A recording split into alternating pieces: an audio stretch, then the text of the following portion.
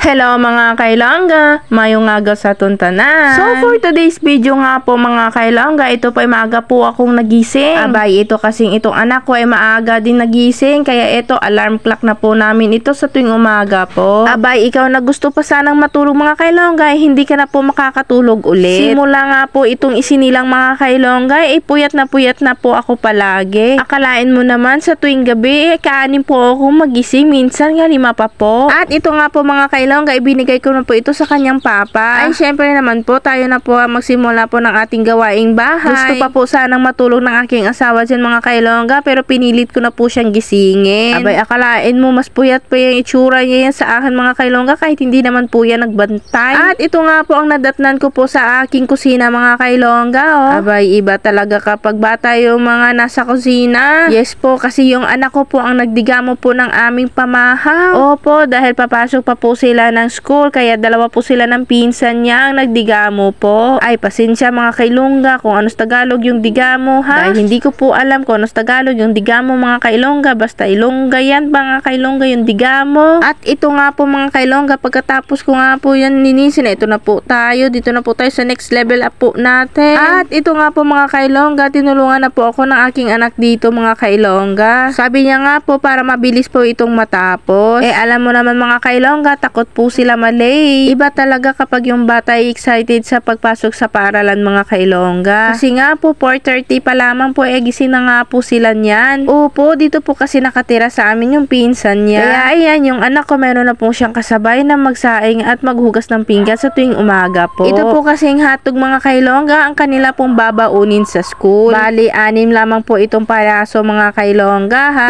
Tigta 3 na lang po sila dyan. Abay, hotdog nga po yan, pero special na po yan sa amin mga kailongga. Paminsan-minsan lang po sila makatikim ng hotdog mga kailongga kapag meron po kaming extra money. At ito nga po mga kailongga, luto na po ang ating hotdog. Sinunod ko naman po itong aking kamuting kahoy mga kailongga. Dahil ito pong kamuting kahoy, kagabi pa po ito mga kailongga, kaya ininit ko lang po ito. Ito po kasi kamuting kahoy ay uulamin po natin. Isawsaw po natin mamaya ito sa bagoong. Ay, kay sarap-sarap po talaga mga kailongga. At ito nga po mga kailongga, manong-mano na po silang dalawa dyan na maglagay po ng kanilang mga kanin sa kanilang baunan. At ako na nga po ang nagparty-party po sa kanila nitong hotdog mga kailongga. Ayan, meron na po silang pananghalian po mamaya mga kailongga. At dito nga po sa kanilang umagahan mga kailongga, tubig asin na nga lang po muna yung uulamin at kakainin nila. Abay, pagpasensyahan nyo na dahil sa hirap ng buhay ay hindi pa natin kayang bumili ng mga karne o isda nga lang naman sana. At kayaan nyo sa mamayang hapon magugulay na naman tayo. Pasalamat naman ako dito sa mga batang ito mga kailongga, hindi naman po sila mapili sa mga pagkain. Nasanay na po sila sa ganitong pamumuhay at sitwasyon mga kailongga. Hindi na po ito bago sa amin mga kailongga, dahil alam naman namin na mahirap din ang buhay. Tubig bangus ang tawag namin dito mga kailongga kahit wala po kaming bangus. Alam mo naman po, para po kasing bangus yung lasa neto. At ito nga po, habang po sila kumakain, ito naman po ako sa aking kwarto. Habang hindi pa nga umaalis sila, syempre ito nagmamadali na po akong itupi itong aming mga kumot. Syempre ito na rin pong unan namin. Kasi nga po kapag umalis na po sila, hindi na po ako makapagtrabaho. Ito po kasi batang ito mga kailongga, hanggat hindi natutulog hindi ka po makakapagtrabaho. Gusto niya nga po yung attention mo nasa kanya nga lang po muna. Alam mo naman po panay yung iyak.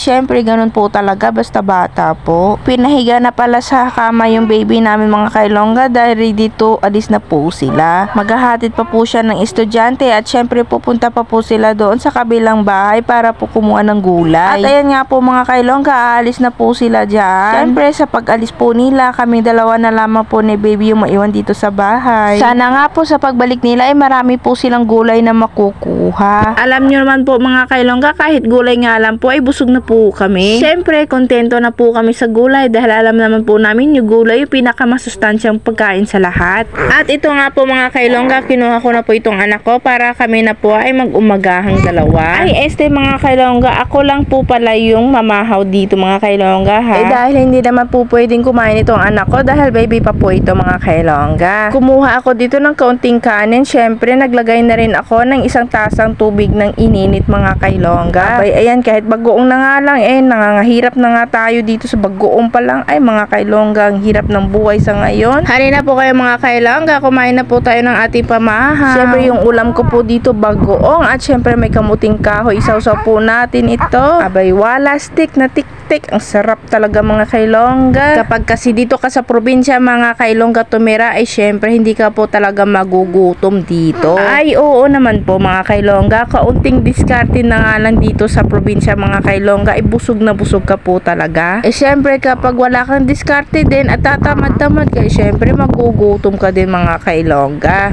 Pagpasensyahan nyo na po mga kailongga kung ganito lamang po ang aming pamumuhay sa ngayon ha.